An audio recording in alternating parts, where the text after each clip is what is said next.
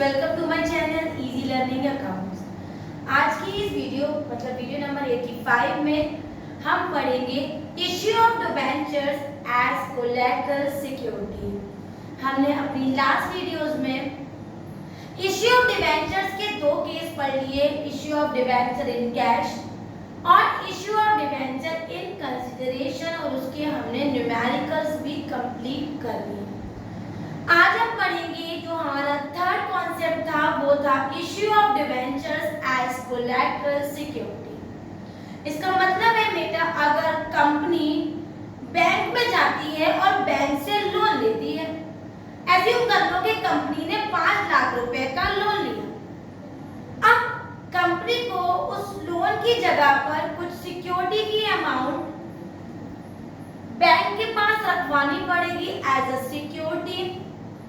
ये कंफर्मेशन होता है कि जब तक कंपनी उसका पेमेंट नहीं करती, जब तक वो पैसा एज ए सिक्योरिटी बैंक के पास रहेगा, और as soon as the payment is made, that security, that assets is returned to the company, और उस सिक्योरिटी को कहते हैं कोलैटरल सिक्योरिटी। फॉर एग्जांपल, अगर मैंने 5 लाख रुपए लिए और मैंने बैंक में अपने 6 लाख के गहने रख दिए, तो वो जो 6 लाख मैंने एक्सिस में कंपनी एज अ कंपनी मैंने बैंक के पास रखा है, that is known as collateral security. और मैंने प्रिंसिपल अमाउंट कितना लिया, वो 5 लाख का। किससे लिया? बैंक से।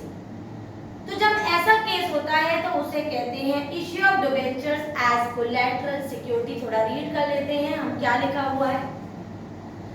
Security given in addition to the primary security is known as collateral security. Primary amount कितनी थी हमारी एग्जांपल में? 5 लाख, और मैंने सिक्योरिटी कितनी रखवाई? 6 lakh, and that excess money, that addition money, that is 1 lakh is known as collateral security। और ये हमारी प्राइमरी सिक्योरिटी को जो मैंने हाईलाइट किया हुआ है, ये क्या होता है?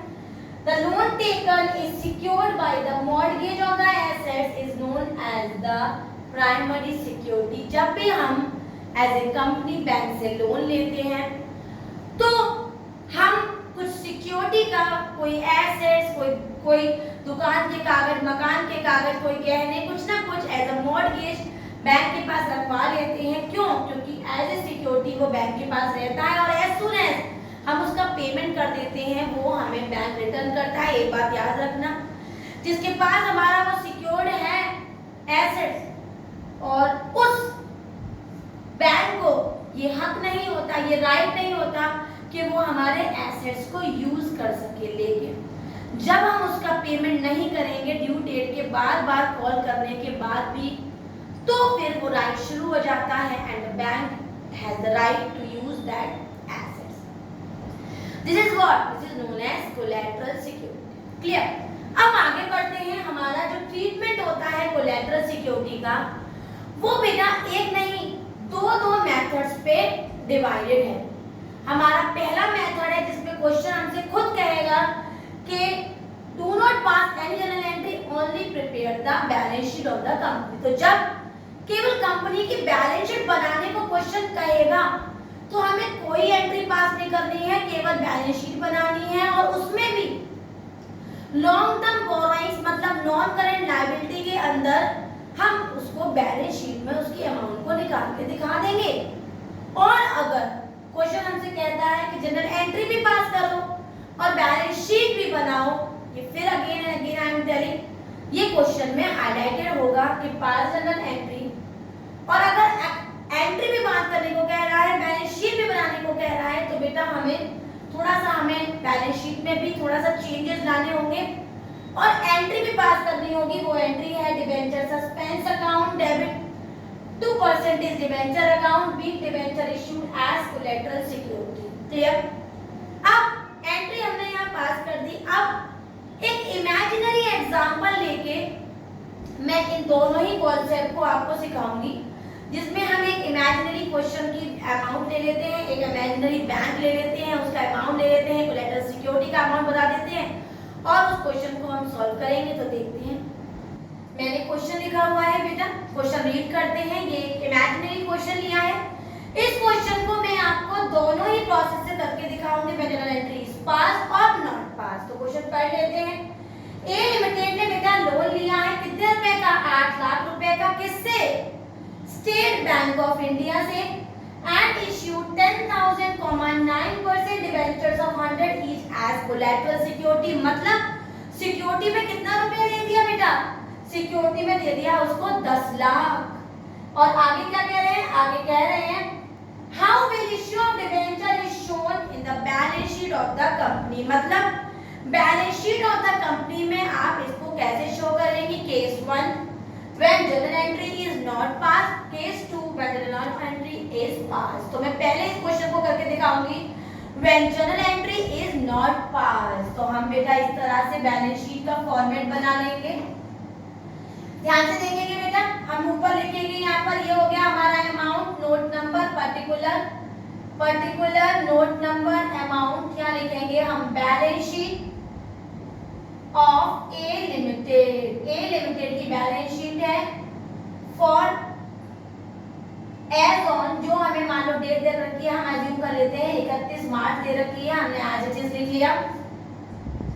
सबसे पहली हेडिंग होती है हमारी, फर्स्ट डाल के लिखेंगे इक्विटी एंड लायबिलिटीज, क्योंकि मुझे केवल बोरोइंग्स दिखानी है तो मैंने यहाँ पर लिखा इक्विटी एंड लायबिलिटीज, इसको अंडरलाइन करेंगे। और इक्विटी एंड लायबिलिटी के अंदर हमारे पॉइंट आता है नॉन करेंट लायबिलिटी, उसको 1 डाल के लिखेंगे नॉन करेंट लायबिलिटी। अगर क्वेश्चन हमसे कुछ नहीं कह रहा है कि कितने टाइम का लोन है तो बाय डिफॉल्ट हमेशा लॉन्ग टर्म मानेंगे।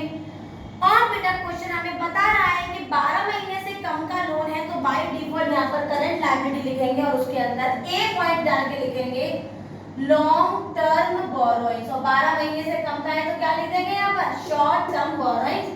यहाँ पर 1 लिखेंगे और यहाँ अभी डैश डाल के छोड़ देंगे बेटा, इसको क्लोज करेंगे।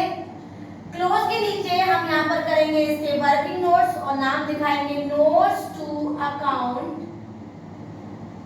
अमाउंट लिखेंगे बेटा यहाँ पर, और यहाँ पर क्योंकि हमने 1 लिखा है तो 1 लिख देंगे लॉन्ग टर्म बोरोइंग्स।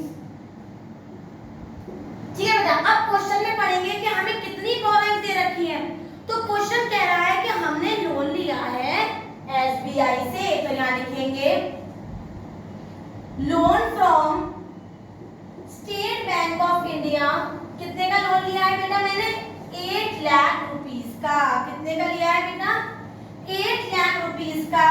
और ब्रैकेट में दिखवाएंगे परसेंटेज डिबेंचर्स, या फिर ये लाइन दी हुई है इश्यूड 10,000,9% डिबेंचर ऑफ 100 ईच।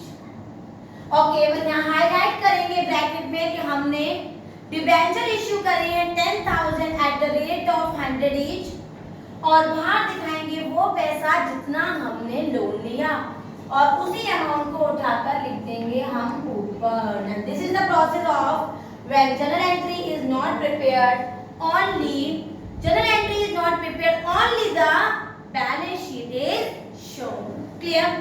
अब हमारा सेकंड कॉन्सेप्ट है वो है when journal entry is also passed. जब जर्नल एंट्री भी पास होती है बेटा तो बैलेंस शीट तो सेम ऐसे ही बनेगी, लेकिन इसको नोट करने का तरीका देखो कैसे होगा, जरा ध्यान से देखेंगे बेटा। सबसे पहले तो मैं आपको एंट्री पास करके बता देती हूँ, जो मैंने अभी आपको लिखवाई थी वो क्या थी बेटा? Debenture suspense account debit to percentage debenture account be debenture issued as collateral security. ये हमारा ट्रीटमेंट था जो हमने याद कर रखा था। जर्नल एंट्री में हमेशा हम वो पेमेंट दिखाएंगे जितना हमने फर्क में डिबेंचर इशू किया।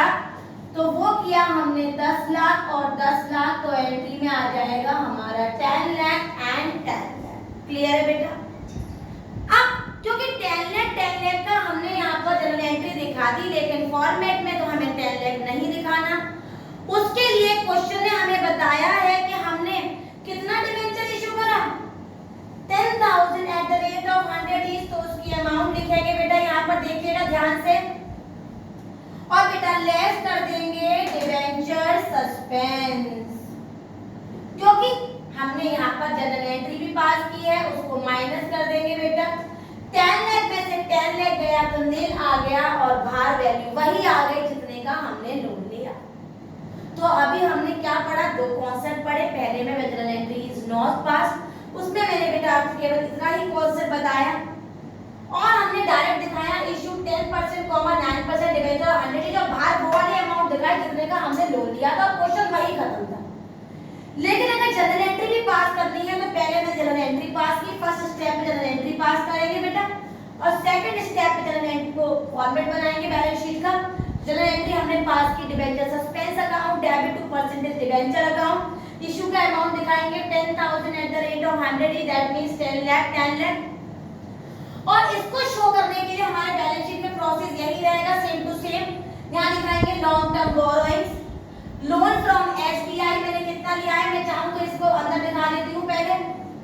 फिर मैंने बताया issue 10% 9% debenture of 100 is value by 10 lakh और लेस कर देंगे डिबेंचर सस्पेंस, तो 10 लाख में से 10 लाख माइनस 1 नील आ गया। और बेटा मैंने सेम 8 लाख की अमाउंट बाहर दिखा दी और वही अमाउंट हमारी 1 पॉइंट में आपने पहुंचा दी। इस तरह से बुक में जितने भी कोलैटरल सिक्योरिटी के क्वेश्चंस है बहुत ही इजी कॉन्सेप्ट है ये, कभी-कभी 2 से 3 मार्क्स में हमें नजर आ जाएगा पेपर में, इसको इग्नोर नहीं करेंगे। इसका थ्योरेटिकल क्वेश्चन मैंने बहुत आते को देखा है लास्ट 2 ईयर से, लास्ट 2019 में भी या 18 में भी इसका कॉन्सेप्ट दिखा है, जहां पर उन्होंने हमसे बोला है journal entry as a collateral security का मतलब क्या होता है, तो वहां पर हम बताएंगे जो मैंने आपको डेफिनेशन बताई। वीडियो समझ में आई हो, छोटा सा पॉइंट था, अच्छे से क्लियर हो गया हो तो वीडियो को लाइक करें, शेयर करें और मेरे चैनल को सब्सक्राइब जरूर करें। Thank you.